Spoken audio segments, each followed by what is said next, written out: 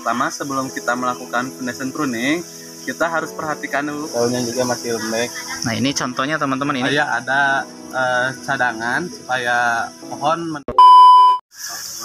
Assalamualaikum warahmatullahi wabarakatuh. Kembali lagi di channel Pojok Abdi. Alhamdulillah hari ini saya bisa menyapa kembali teman-teman sahabat Abdi semua. Mudah-mudahan selalu ada dalam keadaan sehat walafiat, dan mudah-mudahan Allah selalu melimpahkan rezeki kepada teman-teman sahabat Abdi semua. Nah teman-teman, hari ini kita akan coba membahas mengenai apa yang harus kita lakukan sebelum melakukan foundation pruning ataupun sesudah melakukan foundation pruning. Kenapa ini perlu kita bahas bersama? Karena ada beberapa pertanyaan dari para subscriber juga.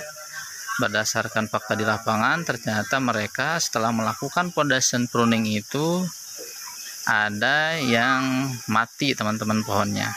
Nah kemudian beliau bertanya apa solusinya, kemudian salahnya di mana. Nah oke, sekarang kebetulan nih di sini bersama Kang Ridwan ya. Assalamualaikum Kang. Waalaikumsalam warahmatullahi wabarakatuh. Kebetulan Kang Ridwan sekarang mau melakukan foundation pruning nih teman-teman. Dan di sini juga kebetulan tuh ada teman-teman patas juga, ada Kang Hilmi tuh. Assalamualaikum, sama Kang Riki. Waalaikumsalam. Oke Kang Ridwan nih, hari ini banyak subscriber nih ya, teman-teman kita nih. Iya. Bertanya katanya apa yang harus dilakukan sebelum melakukan foundation pruning dan setelah melakukan foundation pruning. Karena katanya mereka itu ketika melakukan foundation pruning kok malah mati katanya gitu. Nah mungkin Kang Ridwan bisa dijelaskan ya, berdasarkan pengalaman Kang Ridwan itu seperti apa ketika hal tersebut itu terjadi. Oke, silakan Kang Ridwan. Jadi begini ya teman-teman, untuk pembahasan foundation pruning sebetulnya udah dibahas ya di video yang sebelumnya. Mungkin sekarang lebih ke persiapan sebelum dan setelah foundation pruning, apa yang harus dilakukan. Nah yang pertama sebelum kita melakukan foundation pruning, kita harus perhatikan dulu kondisi pohon teman-teman. Kondisi pohon, umur pohon, terus media tanam juga kita harus perhatikan kondisi media tanam.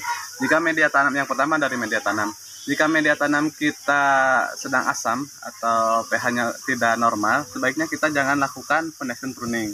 Oleh karena itu sangat penting pengecekan pH ya teman-teman sebelum kita lakukan pemangkasan, maupun itu pemangkasan foundation pruning ataupun pemangkasan pembuahan teman-teman.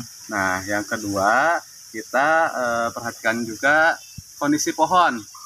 Kondisi pohon setelah berbuah, apakah itu udah kelihatan muncul tunas baru dan udah mulai aktif lagi ya, segar kembali. Jika kalau udah ada tanda pertumbuhan kembali, berarti itu si pohon udah siap kita pangkas foundation pruning lagi teman-teman.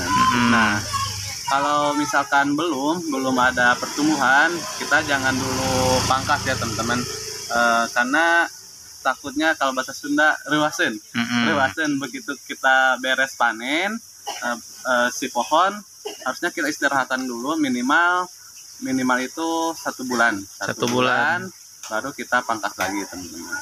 Bisa, ataupun kalau yang memang usianya udah bertahun-tahun itu bisa langsung dipangkas juga teman-teman. Jadi kita lihat juga kondisi pohonnya. Oke, jadi yang pertama memang kita harus cek dulu kondisi tanahnya ya, media tanahnya seperti apa. Kemudian selanjutnya setelah itu, setelah kita lakukan foundation pruning, yang ketiga itu sebelum kita melakukan foundation pruning, kita biasa pencegahan dulu, penyemprotan sama fungisida dan insektisida teman-teman, untuk menghindar si pohon itu terkena hama ataupun jamur teman-teman. Jadi sebelum kita pangkas foundation pruning seperti ini, kita kemarin atau beberapa hari kemarin kita semprot dulu fungisida sama insektisida teman-teman. Nah untuk medianya itu disiram terlebih dahulu atau seperti apa Kang? Itu teman-teman bisa lihat. Nah sebelum kita pruning, kita usahakan media siram jenuh dulu teman-teman. Nanti setelah kita pangkas dan usahakan langsung keluar air ya teman-teman. Ciri-ciri pohon yang bagus nanti ketika beres pangkas semua, nanti bakal keluar air teman-teman. Insya Allah nanti si pohonnya bakal muncul tunasnya itu serempak dan bagus teman-teman. Nah terus pertanyaan selanjutnya Kang, Nah, ketika kita hendak melakukan foundation pruning, apakah seminggu sebelumnya kita geber dulu pakai pupuk atau enggak? Untuk pupuk ya dikasih pupuk dulu. Pupuk kembali ke unsur nitrogen teman-teman. Karena kita akan lakukan pemangkasan untuk pembaruan tunas baru. Oleh karena itu pemupukannya kita yang aplikasikan dengan pupuk yang mengandung unsur N tinggi teman-teman. Kalau di sini saya kemarin mengandalkan pupuk JLF itu dari pucuk anggur teman-teman. Itu cukup bagus dan hasilnya juga alhamdulillah bisa teman-teman lihat nih. Ini pucuknya, ini tunas-tunas baru ya tuh. Daunnya juga masih lembek. Nah, ini contohnya teman-teman, ini contoh daripada hasil foundation pruning ya. Iya. Nah, ini.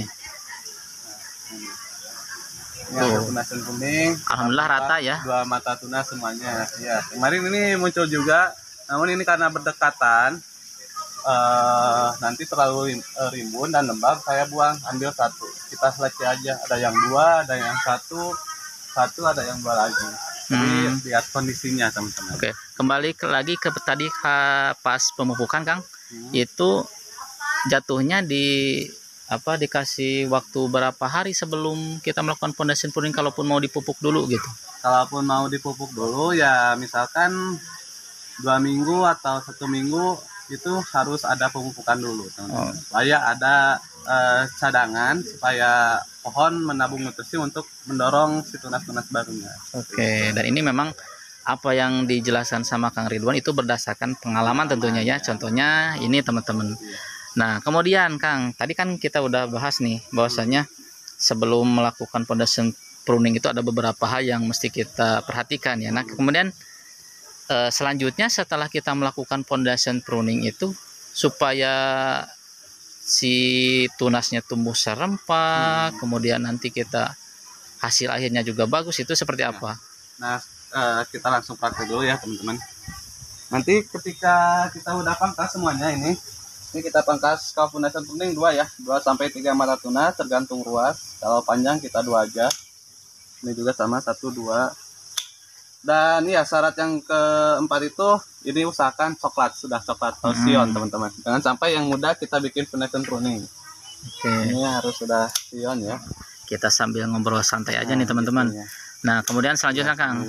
Dan biasanya nih pengalaman berdasarkan teman-teman subscriber itu kan katanya mati. Nah, itu pengalaman Kang Ridwan, penyebab matinya itu biasanya kenapa? Nah, untuk seperti itu dulu juga saya pernah mempunyai pengalaman seperti itu ya teman-teman. Yang pertama kelembaban mempengaruhi, terus media tanam, kembali lagi ke media tanam dulu yang di atas itu media tanamnya terbatas teman-teman. Di sini kan ini langsung ke lahan ya, di grounding langsung. Jadi si perakaran lebih leluasa. Bedaannya dengan yang di planter bag ataupun yang di duct, yang di hebel itu medianya terbatas teman-teman. Mungkin si pohon dulu kondisinya kurang fit juga, kurang begitu bagus atau layak di foundation pruning, saya foundation pruning, dan media tanamnya juga terbatas. Terus yang kedua penyemprotan fungisidanya. Kalau penyemprotan fungisida telat, kita ya siap-siap aja teman-teman. Untuk ya biasanya kalau ketika udah dipangkas ini pohon rentan kembali terserang hama maupun jamur teman-teman. Oleh karena itu maupun sebelum dan sesudah foundation pruning kita harus ada penyemprotan fungisida dan insektisida. Oke, mantap. Jadi intinya teman-teman di rumah bahwasanya ketika kita harus melakukan foundation pruning itu pokoknya harus dipastikan sepasti-pastinya ya. Pokoknya diceklah dari mulai media tanam, kondisi pohonnya dan lain sebagainya. Nah, oke, terakhir nih Kang nih saran untuk teman-teman pemula seperti saya ini sebaiknya harus seperti apa nih? Bagusnya apakah kita coba-coba belajar foundation pruning supaya memang ketika sesuatu hal terjadi itu menjadi pengalaman kita, ataupun cari amannya gimana Kang sebaiknya Kang? Kembali ke media ya teman-teman. Kalau teman-teman yang menanam di media planter bag, terutama yang mau membuahkan pertama kali pembuahan itu jangan dilakukan dulu foundation pruning. Kita cari aman gitu bisa petes pucuk aja teman-teman. Nah kalau udah memang umurnya udah 1 tahun lebih dan kondisi pohonnya udah sangat sehat dan fit, bisa lakukan foundation pruning nantinya ke depannya. Ini juga dulu waktu pembuahan pertama kita potes pucuk dulu karena si batangnya masih agak hijau, agak muda. Mm-mm. Terus yang sekarang nanti pembuahan selanjutnya kita dari cabang Foundation Pruning supaya lebih dekat ke cabang sekunder, teman-teman. Oke. Keuntungan terakhir nih berdasarkan pengalaman Kang Ridwan setelah dilakukannya foundation pruning itu pengaruh ke pas kita melakukan treatment pembuahan seperti apa, Kang? Yang pertama pasti nanti keluar bunganya pasti lebih banyak karena percabangan jadi tambah 2 ya teman-teman. Terus yang keduanya pembuahan bisa lebih dekat ke cabang sekunder yang bisa memaksimalkan nanti kondisi buahnya. Gitu, Oke, mantap, sangat jelas sekali ya.